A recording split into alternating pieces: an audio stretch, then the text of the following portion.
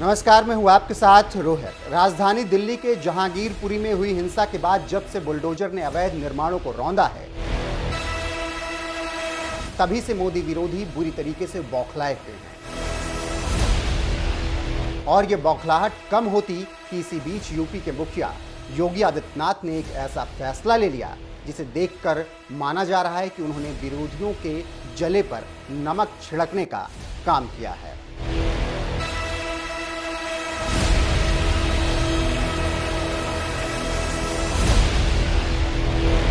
ये बात तो आप भी जानते हैं कि बुलडोजर के नाम पर यूपी चुनाव जीतने वाले योगी आदित्यनाथ के सत्ता में लौटते ही सूबे के गुंडे माफियाओं और बदमाशों के अवैध निर्माणों को किस तरह से बुलडोजर रौंद रहा है। हर जिले से बुलडोजर के दहाड़ने की खबरें लगातार सामने आ रही हैं और अब इस बुलडोजर को और रफ्तार देने के लिए सीएम योगी ने बुधवार को एक और बड़ा आदेश दिया है। उन्होंने कहा है, भूमि सरकारी हो या निजी, अवैध कब्जा करने वालों के खिलाफ बिना भेदभाव के कठोरतम कार्रवाई की जाए। गोचर भूमि पर भी अवैध कब्जों की पड़ताल कर कार्रवाई की जाए। ऐसे भूमि पर वृक्षारोपण कार्य और चारागाह बनाने का कार्य किया जाए। सीएम योगी के आदेश के मुताबिक जमीन चाहे सरकारी हो या फिर निजी, अगर उस पर किसी ने अवैध कब्जा किया हुआ है तो उसके खिलाफ सख्त कार्रवाई की जाएगी और जमीन को कब्जा मुक्त कराया जाएगा। इतना ही नहीं, जितने भी लोगों ने गोचर वाली जमीन पर अवैध कब्जा किया है उनसे भी योगी सरकार कब्जा खाली कराएगी और कब्जे से खाली इस जमीन का इस्तेमाल चारागाह बनाने में किया जाएगा। सूबे के मुखिया योगी आदित्यनाथ का यह फैसला उस वक्त आया जब जहांगीरपुरी में अवैध निर्माणों को रौंदते बुलडोजर का वामपंथी महिला नेता वृंदा करात, AIMIM नेता असदुद्दीन ओवैसी जैसे लोग बुलडोजर की कार्रवाई का विरोध कर रहे थे। यानी एक तरफ जहां बीजेपी विरोधी नेता जहांगीरपुरी में हुई बुलडोजर की कार्रवाई का विरोध कर रहे हैं, तो वहीं दूसरी तरफ योगी सरकार ने बुलडोजर को टॉप गियर में डाल दिया है, जिससे अवैध कब्जे के खिलाफ बुलडोजर की रफ्तार और बढ़ जाए। यानी विरोधी कितना भी विरोध क्यों ना करें, योगी राज में अवैध निर्माण के खिलाफ बुलडोजर चलेगा तो मतलब चलेगा ही। यहाँ किसी के विरोध के आगे योगी सरकार घुटने टेकने वाली नहीं है। बहरहाल योगी सरकार के इस फैसले पर आपका क्या कुछ कहना है, अपनी राय कमेंट कर हमें जरूर बताएं। साथ ही जहांगीरपुरी में बुलडोजर की कार्रवाई पर नेताओं ने क्या कुछ कहा, आइए आपको विस्तार से सुनाते हैं। देखिए, हिंदुओं के कोई भी त्योहार हो और ये हिंदुओं के लिए मैं समझती चिंतन करने का विषय है। हिंदुओं को चिंतन करना चाहिए कि कोई भी त्योहार हो उस पर जो यात्राएं निकालते हैं हम, भव्य यात्राएं, अभी तो केवल वो 20% है। तो पत्थरबाजी करते हैं, जब वो 50% हो जाएंगे तो हिंदुओं की शव यात्रा भी निकलनी दूभर हो जाएगी। इसलिए ये एक चिंता का विषय होना चाहिए हिंदू समाज के लिए। घटना में कुछ चेहरे सामने आए, कुछ चेहरे नहीं, एक समुदाय के लोग ही, विशेषकर जहाँ पर हिंदुओं की यात्राएं निकलती है उस पर पत्थर भी फेंकते हैं, उस पर गोलियां भी वो चलाते हैं। और कुछ लोग एक हैदराबाद से आवाज उठी है एक नेता की, वो कह रहा है कि एक ही संप्रदाय के लोगों पर शिकंजा कसा जा रहा है। ओबीसी बताए इस देश को, जब पत्थर मारने वाला अब्दुल है, अफजल है, जाकिर है या कासिम है, तो कार्रवाई तो उन्हीं पर होगी ना। फिर क्या सजा होनी चाहिए ऐसे लोगों के लिए? उन पर कड़ी से कड़ी सजा, फांसी की सजा होनी चाहिए।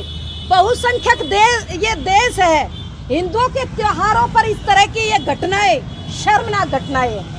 लाउड स्पीकर को लेकर विवाद चल रहा है, इस पर क्या कहेंगे? लाउड स्पीकर, देखिए ये एक बड़ा विषय है। अल्पसंख्यकों ने कोर्ट की बात को भी ठुकरा दिया था, ठोकर मार करके उसका तिरस्कार किया था। अब सीएम साहब ने कहा कल एक परिसर में ही लाउड स्पीकर बजने चाहिए, तो सीएम साहब की बात का तो मैं उत्तर प्रदेश के योगी जी का धन्यवाद करती हूँ और स्वागत भी करती हूँ। उन्होंने अच्छी पहल की है, लेकिन जो लोग लाउड स्पीकर के लिए पूरी जद्दोजहद के साथ लगे हुए, उनका क्या होगा? ना वो कोर्ट को स्वीकार करते हैं, कोर्ट की बात को ठोकर मार देते हैं, और ना ही वो उत्तर प्रदेश के मुख्यमंत्री की बात मानेंगे। मुझे ये विश्वास है।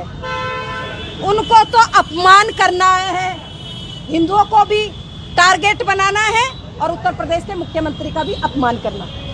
हम माननीय सुप्रीम कोर्ट के निर्देश का सम्मान करते हैं, इसलिए जो 14 दिन के लिए एक स्टे लगा है इलीगल इंक्रोचमेंट हटाने को, उसको हम बिल्कुल मान रहे हैं। लेकिन बुलडोजर रुकेगा नहीं, बुलडोजर फिर चलेगा।